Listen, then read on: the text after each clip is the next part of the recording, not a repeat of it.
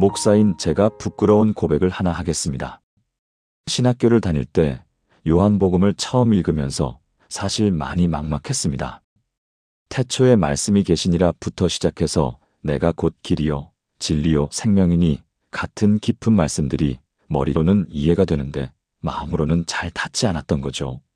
그런데 왜 그랬을까요? 왜 요한복음은 이렇게 어렵게 느껴질까요? 왜 다른 복음서는 읽히는데 요한복음만 막힐까요? 왜 영생과 평안을 말하는데 읽을수록 불안해질까요? 3년 전 한 자매님이 새벽 기도 후에 제게 다가오셨습니다.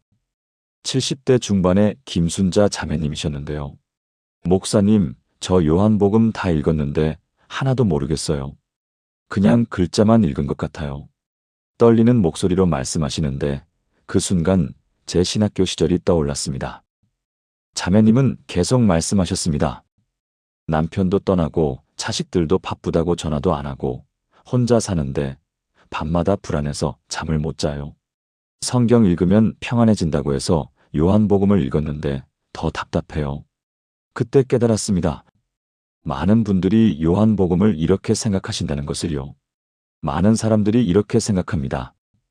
요한복음은 신학 공부를 많이 한 사람만 읽을 수 있어. 평신도가 이해하려면 자격이 부족해. 더 공부하고 더 배우고 더 준비된 다음에 읽어야 해. 하지만 예수님은 정반대로 말씀하십니다. 평안을 너희에게 끼치노니 곧 나의 평안을 너희에게 주노라. 자격이 있어서 주시는 게 아니라 그냥 선물로 주신다는 겁니다. 그래서 저는 김순자 자매님과 함께 3개월 동안 요한복음을 다시 읽기 시작했습니다. 하루에 한 장씩 천천히 평안을 찾으며 읽었습니다. 그리고 놀라운 일이 일어났습니다. 자매님이 어느 날 제게 이렇게 말씀하셨습니다. 목사님, 이제 알겠어요. 요한복음이 어려운 게 아니라 제가 평안을 찾는 법을 몰랐던 거예요. 이제는 밤에 이 말씀을 듣기만 해도 잠이 와요. 70대 중반의 자매님이 요한복음에서 평안을 찾으셨습니다. 어렵다고만 생각했던 그 복음서에서 말이죠. 여러분도 그런 경험을 하실 수 있습니다. 오늘 제가 여러분과 함께 나눌 내용은 요한복음 전체에서 발견한 7가지 평안입니다. 이 7가지만 붙잡으면 요한복음 21장 전체가 한눈에 들어옵니다. 그리고 무엇보다 여러분의 마음에 진짜 평안이 찾아옵니다. 자, 이제 시작하겠습니다. 여러분은 아침에 눈을 뜨면 가장 먼저 무슨 생각을 하시나요? 많은 분들이 이렇게 말씀하십니다. 오늘도 또 하루가 시작되네. 뭐 하며 살아야 하지? 특히 은퇴하신 분들, 자녀들이 독립한 분들, 배우자를 먼저 보내신 분들은 이런 공허함을 더 많이 느끼십니다. 아침이 두렵고 하루가 의미 없이 느껴지고 그냥 시간을 때우듯 사는 것 같은 느낌 있으시죠? 그런데 요한복음은 바로 이 문제에 대한 답을 첫 장부터 선포합니다. 태초에 말씀이 계시니라 이 말씀이 하나님과 함께 계셨으니 이 말씀은 곧 하나님이시니라 그 안에 생명이 있었으니 이 생명은 사람들의 빛이라. 요한복음 1장 1절부터 4절입니다. 이 말씀이 무엇을 의미하는지 아십니까? 요한은 예수님을 말씀이라고 부릅니다. 그리스어로 로고스인데 단순한 단어가 아니라 살아있는 의사소통을 의미합니다. 예수님이 바로 하나님의 살아있는 말씀이시고 그 말씀 안에 생명이 있다는 겁니다. 우리가 아침에 눈을 뜰 때 공허하고 의미 없이 느껴지는 이유는 생명의 근원과 단절되어 있기 때문입니다. 그런데 말씀이신 예수님과 연결되는 순간 생명이 흐르기 시작합니다. 그럼 어떻게 이 말씀 안에 거할 수 있을까요? 아주 간단합니다. 아침에 눈을 뜨면 가장 먼저 이렇게 고백해 보세요. 오늘도 말씀이신 예수님이 나와 함께 계신다. 그 안에 생명이 있다. 그리고 요한복음 한 장을 천천히 읽으세요. 이해되지 않아도 괜찮습니다. 그냥 말씀이신 예수님이 여러분에게 말씀하신다고 믿으면 됩니다. 부산에 사시는 박영애 권사님의 이야기를 들려드리겠습니다. 박 권사님은 올해 67세이신데 남편을 5년 전에 먼저 보내셨습니다. 혼자 사시면서 아침에 일어나는 게 너무 힘들었다고 합니다. 왜 일어나야 하지? 이런 생각이 들면서 침대에서 일어나는데 2시간씩 걸렸습니다. 그러던 어느 날 새벽 기도회에 나가게 됐고 목사님이 요한복음 1장을 읽으셨는데 그 안에 생명이 있었으니 라는 구절이 귓가에 맴돌았다고 합니다. 집에 돌아와서 요한복음 1장을 다시 읽었습니다. 이해는 안 됐지만 말씀 안에 생명이 있다는 것만은 마음에 새겨졌습니다. 일주일이 지나자 변화가 시작됐습니다. 아침에 눈을 뜨면 오늘도 말씀이 나와 함께 계시는구나 하는 생각이 먼저 들었습니다. 한 달이 지나자 더 놀라운 변화가 있었습니다. 하루하루가 의미 있게 느껴지기 시작한 겁니다. 오늘은 누구를 만나서 격려할까? 오늘은 어떤 말씀을 묵상할까? 3개월이 지난 지금 박 권사님은 매일 아침 5시에 일어나서 요한복음을 한 장씩 읽고 계십니다. 이제는 아침이 기다려져요. 오늘은 말씀이 제게 무슨 말씀을 하실까 궁금하거든요. 이것이 생명의 평안입니다. 말씀이신 예수님과 연결될 때 우리 안에 생명이 흐릅니다. 사랑하는 여러분, 지금 저와 함께 이렇게 기도해 보시겠습니까? 하나님 아버지, 오늘 아침 제게 생명의 말씀을 허락해 주셔서 감사합니다. 태초부터 계신 말씀이신 예수님이 바로 저와 함께 계심을 믿습니다. 그 안에 생명이 있고 그 생명이 저의 빛이심을 고백합니다. 오늘 하루도 말씀 안에 거하게 하시고 그 생명으로 제 마음을 가득 채워주시옵소서. 아침마다 주님의 말씀으로 새 힘을 얻게 하여 주시옵소서. 예수님의 이름으로 기도합니다. 아멘. 이 기도를 매일 아침 고백해 보세요. 여러분도 박 권사님처럼 생명의 평안을 경험하게 될 것입니다. 혹시 이런 생각 해보신 적 있으신가요? 내 인생 이미 다 틀렸어. 이제 와서 뭘 바꾼다고. 특히 60대, 70대가 되면 이런 생각이 더 많이 듭니다. 젊었을 때 못한 것들, 잘못한 결정들, 후회되는 선택들이 자꾸만 떠오르면서 이제는 늦었어 하는 무력감에 빠지게 되지요. 그런데 요한복음 3장은 우리에게 놀라운 소식을 전합니다. 예수께서 대답하여 이르시되 진실로 진실로 내게 이르노니 사람이 거듭나지 아니하면 하나님의 나라를 볼 수 없느니라. 요한복음 3장 3절입니다. 이 말씀의 배경을 보면 더욱 놀랍습니다. 니고데모라는 사람이 예수님을 찾아옵니다. 그는 바리새인이고 유대인의 지도자였습니다. 오늘날로 치면 70대 원로 목사님이나 장로님 같은 분이죠. 이미 인생의 대부분을 살았고 종교적으로도 최고 위치에 있었던 사람입니다. 그런데 예수님은 그에게 거듭나야 한다고 말씀하십니다. 거듭나다는 그리스어로 아노덴인데 위로부터 다시 새롭게라는 의미를 모두 담고 있습니다. 나이가 몇 살이든 과거에 무엇을 했든 얼마나 많은 실수를 했든 상관없습니다. 하나님은 언제든지 새롭게 시작하게 하실 수 있다는 겁니다. 그럼 어떻게 이 거듭남의 평안을 경험할 수 있을까요? 니고데모처럼 정직하게 예수님께 나아가면 됩니다. 주님, 저는 이미 늙었고 변화할 수 없을 것 같습니다. 하지만 주님은 하실 수 있다고 믿습니다. 이 고백만 있으면 하나님은 우리를 새롭게 하십니다. 대전에 사시는 최병철 집사님의 이야기입니다. 최 집사님은 올해 72세이신데 젊었을 때부터 술과 담배를 하셨습니다. 사업을 하셨는데 문제는 가정이었습니다. 아내와는 대화가 없었고 자녀들과도 거의 말을 안 하고 지냈습니다. 술 먹고 들어와서 소리 지르고 다음날 아침 후회하는 악순환이 40년 넘게 계속됐습니다. 65세에 은퇴했을 때 최 집사님은 깊은 후회에 빠졌습니다. 내가 뭐 한 거지? 아내한테 잘해준 것도 없고 자식들한테 좋은 아버지도 못 됐고 우울증이 왔고 하루 종일 집에만 있었습니다. 그러던 어느 날 옆집 권사님이 교회에 초대했고 결국 주일 예배에 나갔습니다. 그날 설교 본문이 요한복음 3장 니고데모 이야기였습니다.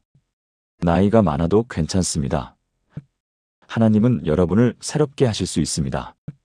이 말씀이 최 집사님의 가슴을 쳤습니다. 그날부터 매주 교회에 나가기 시작했습니다. 2달째부터 작은 변화가 시작됐습니다.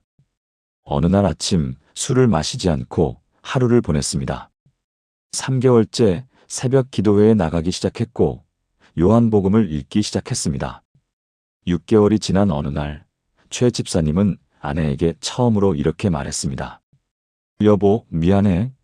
40년 넘게 힘들게 해서. 아내는 놀라서 남편을 쳐다봤고 눈에서 눈물이 흘렀습니다.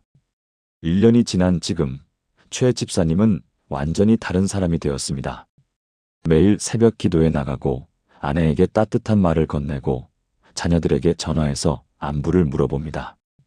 72년을 엉터리로 살았지만 하나님은 73번째 해부터 새롭게 살게 하셨습니다. 이게 거듭남이더라고요. 이것이 거듭남의 평안입니다. 나이가 몇 살이든 과거가 어떻든 하나님은 우리를 새롭게 하실 수 있습니다. 사랑하는 여러분, 지금 저와 함께 이렇게 기도해 보시겠습니까? 사랑의 하나님, 거듭남의 은혜를 허락해 주셔서 감사합니다. 저는 나이가 많고 과거에 실수가 많지만 주님은 저를 새롭게 하실 수 있음을 믿습니다. 진실로 사람이 거듭나지 아니하면 하나님 나라를 볼 수 없다는 말씀을 붙잡습니다. 오늘부터 저를 위로부터 새롭게 하여 주시옵소서. 과거는 과거로 두고 오늘부터 새로운 삶을 살게 하여 주시옵소서. 주님 안에서 거듭난 자로 살아가기를 원합니다. 예수님의 이름으로 기도합니다. 아멘. 여러분도 최 집사님처럼 거듭남의 평안을 경험하게 될 것입니다. 여러분의 마음속에는 어떤 갈증이 있으신가요? 우리는 평생 무언가를 갈망하며 살아갑니다. 젊었을 때는 성공을 갈망하고, 중년에는 안정을 갈망하고, 노년에는 의미를 갈망합니다. 그런데 아무리 채워도 또 갈증이 생기지 않으신가요? 요한복음 4장은 바로 이 갈증에 대한 이야기를 합니다. 예수께서 대답하여 이르시되 이 물을 마시는 자마다 다시 목마르려니와 내가 주는 물을 마시는 자는 영원히 목마르지 아니하리니 내가 주는 물은 그 속에서 영생하도록 솟아나는 샘물이 되리라. 요한복음 4장 13절부터 14절입니다. 이 말씀의 배경은 사마리아 여인과의 만남입니다. 이 여인은 5번 결혼했고 지금 함께 사는 남자는 남편이 아니었습니다. 엄청난 상처와 아픔을 가진 사람이죠. 그녀는 한낮에 우물에 물을 기르러 왔습니다. 사람들의 수군거림을 피해서 말이죠. 예수님은 그녀에게 내가 주는 물을 마시면 영원히 목마르지 않는다고 말씀하십니다. 이 물은 예수님 자신을 의미합니다. 우리가 예수님을 영접하고 그분과 관계를 맺을 때 우리 영혼의 갈증이 해결된다는 뜻입니다. 그럼 어떻게 이 생수를 마실 수 있을까요?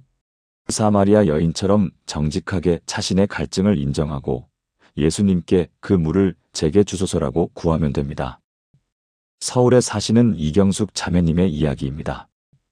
이 자매님은 올해 58세이신데 외적으로는 성공한 삶을 사셨습니다.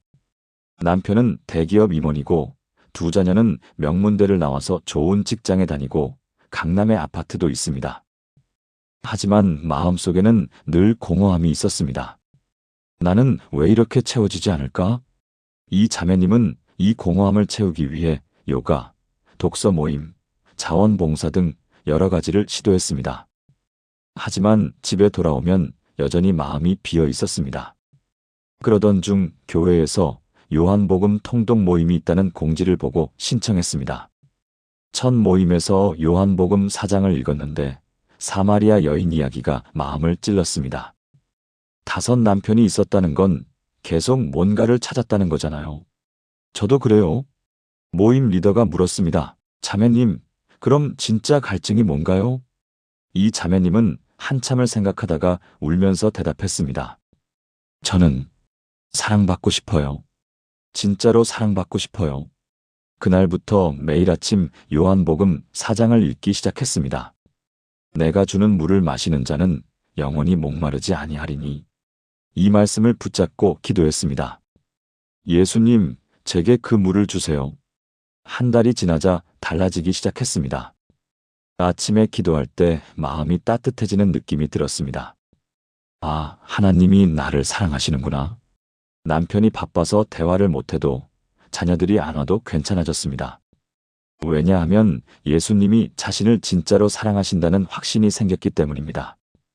6개월이 지난 지금 이 자매님은 삶이 완전히 달라졌습니다. 이제는 뭔가를 더 얻으려고 애쓰지 않아요. 이미 충분히 채워졌거든요. 이것이 생수의 평안입니다. 세상의 것들로는 절대 채워지지 않는 영혼의 갈증이 예수님을 만날 때 해결됩니다. 사랑하는 여러분, 지금 저와 함께 이렇게 기도해 보시겠습니까? 생수의 근원이신 하나님, 제 영혼의 갈증을 아시는 주님께 감사드립니다. 세상의 것으로는 채워지지 않는 이 갈증을 고백합니다. 예수님이 주시는 물을 마시는 자는 영원히 목마르지 아니한다는 약속을 붙잡습니다. 주님, 그 물을 제게 주소서. 제 속에서 영생하도록 솟아나는 샘물이 되게 하여 주시옵소서. 더 이상 세상의 것으로 갈증을 채우려 하지 않고 오직 주님 안에서 만족을 찾게 하여 주시옵소서.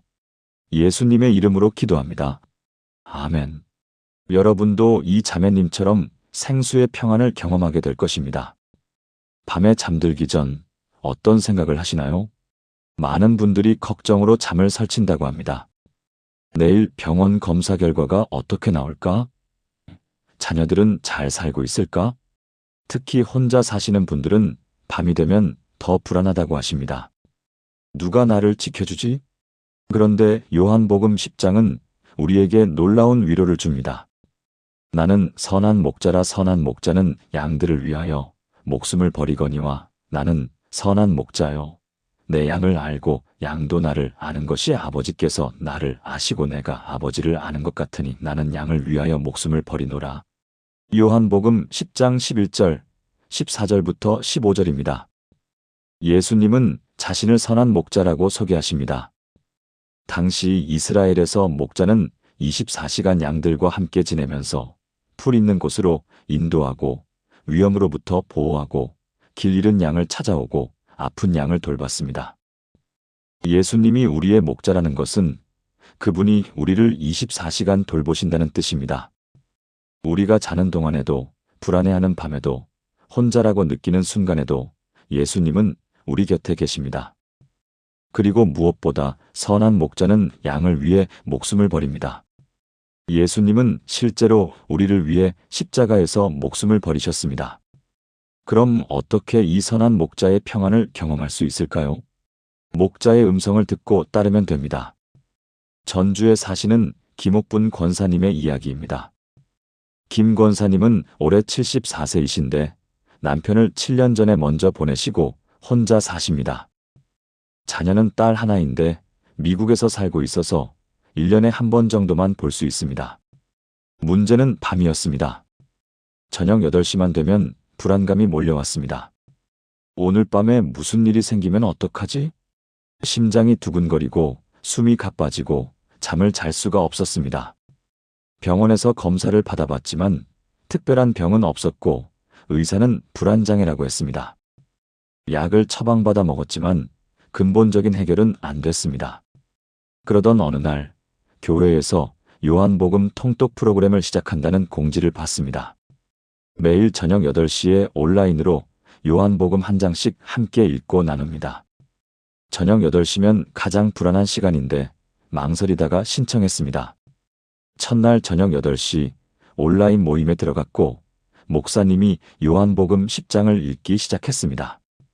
나는 선한 목자라 선한 목자는 양들을 위하여 목숨을 버리거니와 이 말씀을 듣는 순간 김 권사님의 가슴이 뜨거워졌습니다. 아, 예수님이 나의 목자시구나. 내가 혼자가 아니구나. 모임이 끝나고 침대에 누웠을 때 신기한 일이 일어났습니다. 평소 같으면 불안해서 잠을 못 잤을 텐데 그날은 평안했습니다. 선한 목자가 나를 지키고 계시는구나. 약을 먹지 않았는데도 잠이 왔습니다. 일주일이 지나자 변화가 분명해졌습니다. 저녁이 되어도 불안하지 않았습니다. 오히려 8시가 되면 목자님의 음성을 들을 시간이구나 하는 기대감이 들었습니다. 한 달이 지나자 약을 완전히 끊었는데도 잠을 잘 잘 수 있었습니다. 6개월이 지난 지금 김 권사님은 완전히 달라졌습니다. 예수님이 나를 아시고 나를 지키시고 나를 위해 목숨을 버리셨다는 게 믿어져요. 이제는 혼자가 아니에요. 이것이 선한 목자의 평안입니다. 우리가 혼자라고 느낄 때, 불안할 때, 두려울 때, 선한 목자이신 예수님이 우리를 지키고 계십니다.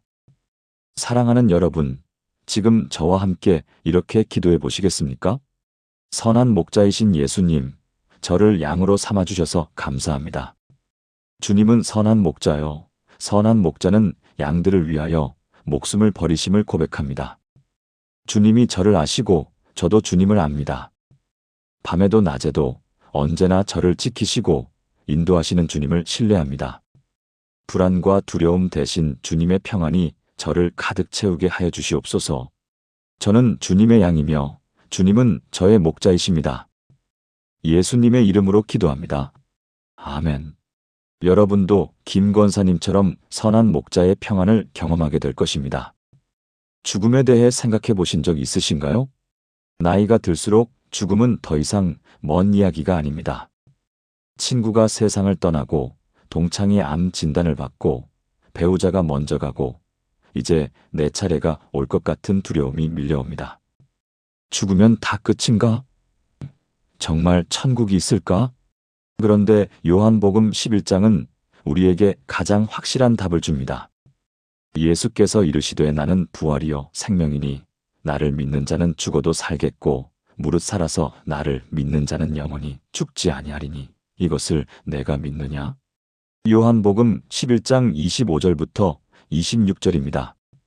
이 말씀의 배경은 나사로의 죽음입니다. 나사로는 예수님의 친한 친구였는데 병들어 죽었습니다.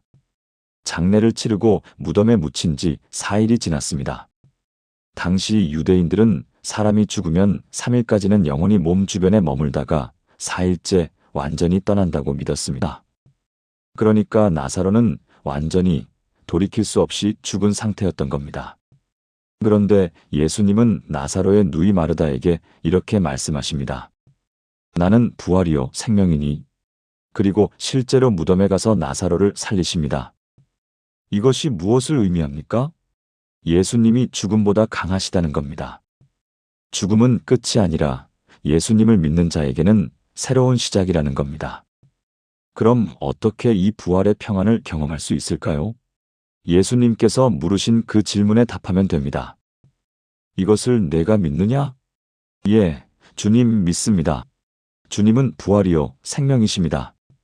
광주에 사시는 정명자 집사님의 이야기입니다. 정 집사님은 올해 69세이신데 3년 전 암 진단을 받으셨습니다. 위암 3기였고 의사는 5년 생존율이 50%라고 했습니다. 수술과 항암 치료를 받고 1년 동안 투병했는데 몸보다 마음이 더 힘들었습니다. 내가 죽으면 어떡하지? 밤마다 이 생각이 들면서 공포에 떨었습니다. 천국을 믿는다고 했지만 막상 죽음이 가까이 오니까 확신이 없었습니다. 그러던 중 교회에서 요한복음 묵상 세미나가 있다는 공지를 보고 신청했습니다. 죽음을 이기는 부활의 능력이라는 주제였습니다. 세미나 첫날 강사 목사님이 요한복음 11장을 읽으셨습니다. 예수님은 나사로를 살리셨습니다. 4일 동안 무덤에 있었던 완전히 죽은 나사로를요. 예수님은 죽음보다 강하시다는 겁니다. 정 집사님은 이 말씀을 들으면서 눈물이 났습니다. 예수님이 죽음보다 강하시다면 내 죽음도 끝이 아니구나. 집에 돌아와서 요한복음 11장을 다시 읽었습니다. 나는 부활이요 생명이니 나를 믿는 자는 죽어도 살겠고 이 말씀을 읽으면서 큰 소리로 고백했습니다. 예, 주님 믿습니다. 주님은 부활이요 생명이십니다. 그날 밤 처음으로 평안히 잠들었습니다. 다음 날부터 매일 요한복음 11장을 읽기 시작했습니다. 한 달이 지나자 암 재발에 대한 두려움이 줄어들었습니다. 재발해도 괜찮아? 예수님은 부활이시니까. 6개월이 지난 어느 날 병원에서 정기 검사를 받았는데 상태가 정말 좋았습니다. 1년이 지난 지금 정 집사님은 암 환우 모임에서 간증을 자주 하십니다. 저도 처음에는 죽음이 무서웠어요. 하지만 예수님은 부활이시고 생명이세요. 우리가 죽어도 예수님 안에서 다시 살아요. 이것이 부활의 평안입니다. 예수님은 부활이시고 생명이십니다. 우리가 죽어도 예수님 안에서 다시 삽니다. 사랑하는 여러분, 지금 저와 함께 이렇게 기도해 보시겠습니까? 부활이시요 생명이신 예수님, 죽음보다 강하신 주님을 찬양합니다. 나사로를 살리신 것처럼 저도 주님 안에서 영원히 살 것을 믿습니다. 주님은 부활이요 생명이시며 주님을 믿는 자는 죽어도 산다는 약속을 붙잡습니다. 죽음의 두려움 대신 부활의 소망으로 채워주시옵소서. 죽음이 끝이 아니라 주님과 영원히 함께하는 새로운 시작임을 믿습니다. 이 확신 속에서 오늘을 살아가게 하여 주시옵소서. 예수님의 이름으로 기도합니다. 아멘. 여러분도 정 집사님처럼 부활의 평안을 경험하게 될 것입니다. 인생을 살면서 이런 질문을 해보신 적 있으신가요? 내가 지금 제대로 가고 있는 걸까? 60대, 70대가 되면 인생을 돌아보게 됩니다. 다시 살 수 있다면 다르게 살 텐데 이제라도 방향을 바꿀 수 있을까? 이런 후회와 혼란 속에서 방황하고 계시지 않으신가요? 그런데 요한복음 14장은 우리에게 가장 명확한 방향을 알려줍니다. 예수께서 이르시되 내가 곧 길이요 진리요 생명이니 나로 말미암지 않고는 아버지께로 올 자가 없느니라. 요한복음 14장 6절입니다. 이 말씀은 예수님께서 제자들과 마지막 만찬을 하시면서 하신 말씀입니다. 제자들은 불안했습니다. 예수님이 곧 떠나신다고 하시니까 앞으로 어떻게 살아야 할지 몰랐던 거죠. 그때 도마가 질문합니다. 주여, 주께서 어디로 가시는지 우리가 알지 못하거늘 그 길을 어찌 알겠사옵나이까? 그때 예수님이 답하십니다. 내가 곧 길이요 진리요 생명이니. 예수님 자신이 길이라는 겁니다. 우리가 예수님을 따라가면 그것이 곧 올바른 길이라는 거죠. 복잡하게 생각할 필요가 없습니다. 그럼 어떻게 이 진리의 평안을 경험할 수 있을까요? 매일 예수님께 물어보면 됩니다. 주님, 오늘 제가 어떻게 살면 될까요? 인천에 사시는 송기철 장로님의 이야기입니다. 송 장로님은 평생 사업을 하셨습니다. 젊었을 때는 성공만을 위해 달렸고 중년에는 돈을 더 많이 벌기 위해 달렸습니다. 교회도 다녔지만 사업이 우선이었습니다. 65세에 은퇴했을 때 공허함을 느꼈습니다. 내가 평생 뭐 한 거지? 돈은 좀 벌었는데 그게 다인가? 아내와는 대화가 없었고 자녀들과도 멀었고 친구들도 별로 없었습니다. 그러던 어느 날 교회에서 장로 재교육 프로그램이 있다는 공지를 보고 참석했습니다. 요한복음으로 다시 서는 리더십이라는 주제였습니다. 첫 강의에서 목사님이 요한복음 14장을 읽으셨습니다. 예수께서 이르시되 내가 곧 길이요 진리요 생명이니. 목사님이 질문했습니다. 장로님들, 지금까지 어떤 길을 걸어오셨습니까? 그 길이 예수님이었습니까? 아니면 다른 것이었습니까? 송 장로님은 이 질문에 충격을 받았습니다. 내 길은 예수님이 아니라 성공과 돈이었구나. 그날 밤 잠을 이룰 수 없어서 요한복음 14장을 계속 읽었습니다. 주님, 제가 잘못된 길을 걸어왔습니다. 이제라도 주님의 길을 걷고 싶습니다. 눈물로 기도했습니다. 다음 날부터 매일 아침 기도하면서 물었습니다. 주님, 오늘 제가 무엇을 하면 될까요? 2주째 되던 어느 날 마음속에 떠오르는 생각이 있었습니다. 교회 청소년부를 도와줘. 송 장로님은 청소년부 담당 전도사님을 찾아가 도움을 청했고 매주 토요일 청소년들과 만나기 시작했습니다. 처음에는 어색했지만 매번 만나기 전에 기도했습니다. 주님, 오늘 이 아이들에게 무슨 말을 해주면 될까요? 신기하게도 만나서 대화하다 보면 할 말이 떠올랐습니다. 내가 너희 나이 때는 성공만 생각했어. 하지만 그게 전부가 아니더라. 진짜 중요한 건 올바른 길을 가는 거야.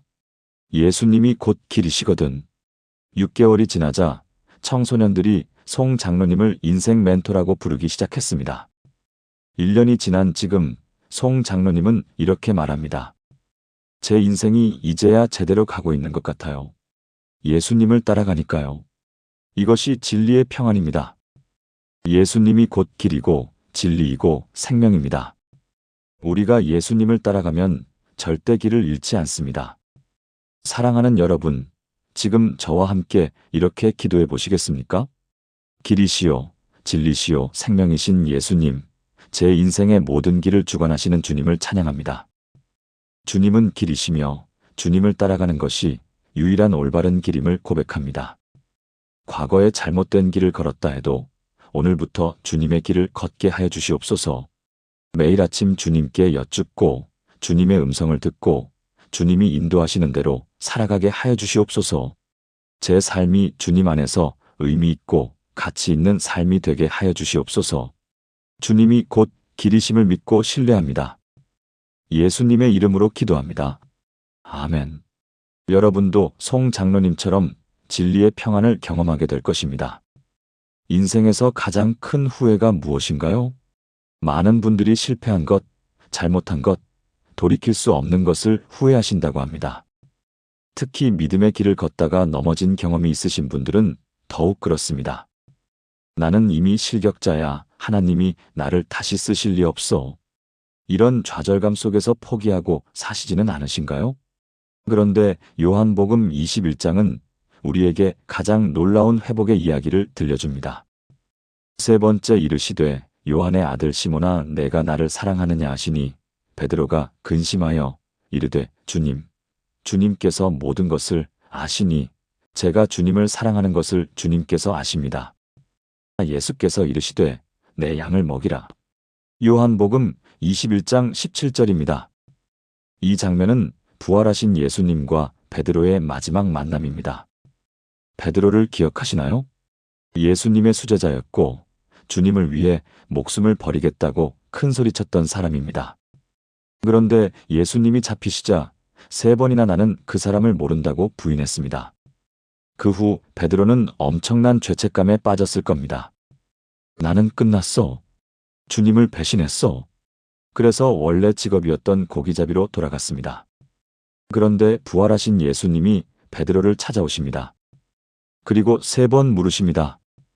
내가 나를 사랑하느냐? 왜 3번이었을까요? 베드로가 3번 부인했기 때문입니다. 예수님은 베드로가 3번 부인한 것을 3번의 고백으로 회복시켜 주신 겁니다. 그리고 마지막에 내 양을 먹이라고 사명을 주십니다. 이것이 무엇을 의미합니까? 아무리 큰 실패를 했어도 예수님은 우리를 회복시키시고 다시 사명을 주신다는 겁니다. 그럼 어떻게 이 완성의 평안을 경험할 수 있을까요? 베드로처럼 정직하게 고백하면 됩니다. 주님, 저는 주님을 사랑합니다. 부천에 사시는 한영숙 권사님의 이야기입니다. 한 권사님은 올해 65세이신데 20년 동안 교회에서 열심히 섬기셨습니다. 구역장도 하고 주일학교 교사도 하고 찬양대도 했습니다. 교회에서는 모범 권사로 통했습니다. 그런데 5년 전 남편이 사업 실패로 큰 빚을 지게 됐고 집까지 팔아야 했습니다. 하룻밤 사이에 모든 게 무너졌습니다. 한 권사님은 하나님께 원망했습니다. 하나님, 제가 20년 동안 충성했는데 왜 이러세요? 화가 나서 교회를 떠났습니다. 3년 동안 교회에 발을 끊었습니다. 그러던 어느 날 길에서 옛 구역 식구를 만났고 그 따뜻한 포옹에 눈물이 났습니다. 미안해요. 나 교회도 안 나가고 하나님도 원망하고. 괜찮아요, 권사님. 하나님은 여전히 권사님을 사랑하세요. 다음 주일 3년 만에 교회에 나갔습니다. 그날 설교 본문이 요한복음 21장 베드로 이야기였습니다. 베드로는 예수님을 3번 부인했습니다. 하지만 예수님은 그를 회복시키시고 다시 사명을 주셨습니다. 한 권사님은 이 설교를 들으면서 울었습니다. 하나님이 저를 아직도 사랑하시는구나. 예배 후 담임 목사님을 찾아가 상담했습니다. 목사님, 저 같은 사람도 회복될 수 있을까요? 권사님, 하나님은 권사님을 기다리고 계셨어요. 그리고 아직도 권사님께 하실 일이 많으세요. 그날부터 요한복음 21장을 매일 읽기 시작했습니다. 내가 나를 사랑하느냐? 이 질문을 들을 때마다 대답했습니다. 네, 주님, 사랑합니다. 한 달이 지나자 마음이 회복되기 시작했고, 3개월이 지나자 다시 섬김의 마음이 생겼습니다. 목사님과 상담한 후 경제적 어려움을 겪는 성도들을 돕는 사역을 시작했습니다. 자신이 경험한 고통을 아니까 그들의 마음을 누구보다 잘 이해할 수 있었습니다. 1년이 지난 지금 한 권사님은 이렇게 간증합니다. 제가 넘어졌을 때는 끝이라고 생각했어요. 하지만 하나님은 저를 다시 일으켜 세우시고 더 큰 사명을 주셨어요.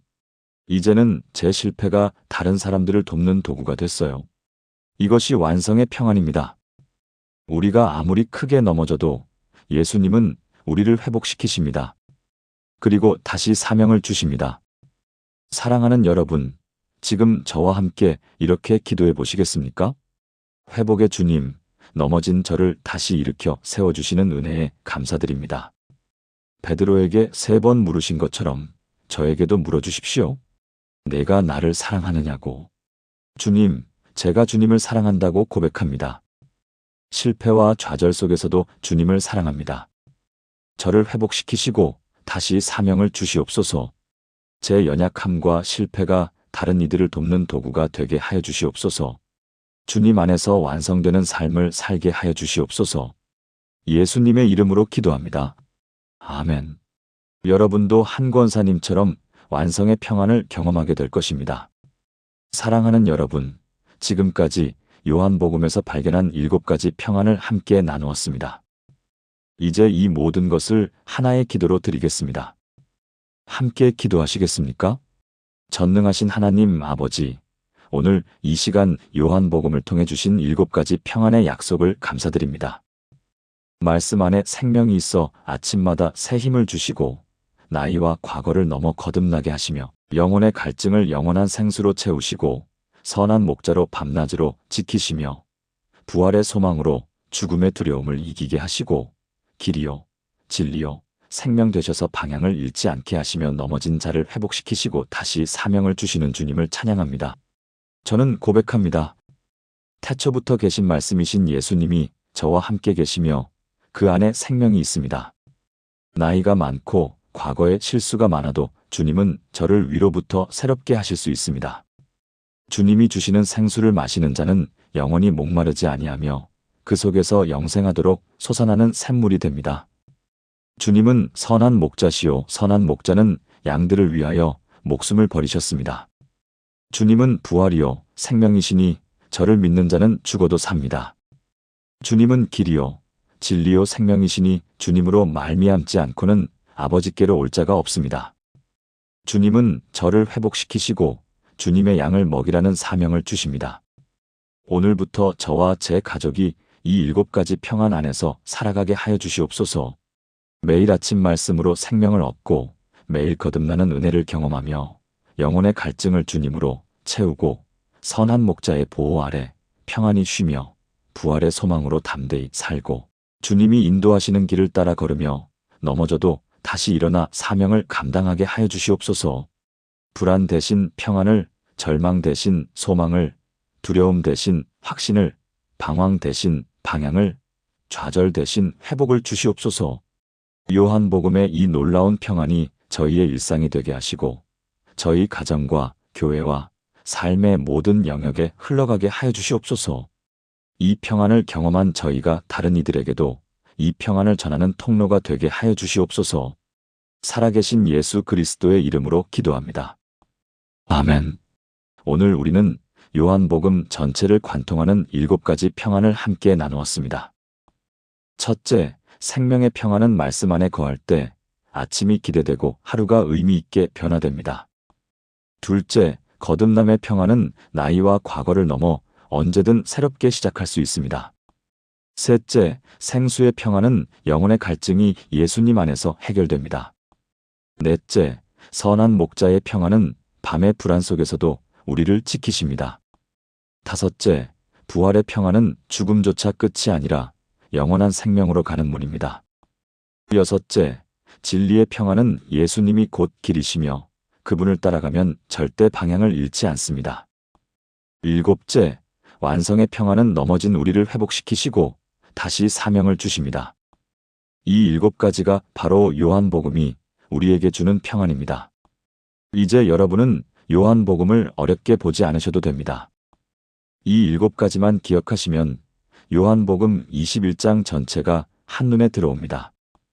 그리고 무엇보다 여러분의 삶에 진짜 평안이 찾아올 것입니다. 오늘 이 말씀이 여러분의 마음에 닿았다면 좋아요를 눌러주시고 댓글로 아멘이라고 고백해주세요. 그리고 이 평안을 더 많은 분들이 경험할 수 있도록 구독과 알림 설정도 부탁드립니다. 여러분이 매일 밤 이 말씀을 들으면서 평안히 잠드시길 기도합니다.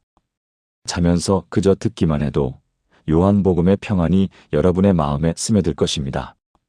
하나님의 은혜와 평강이 여러분과 여러분의 가정에 가득하시기를 축복합니다.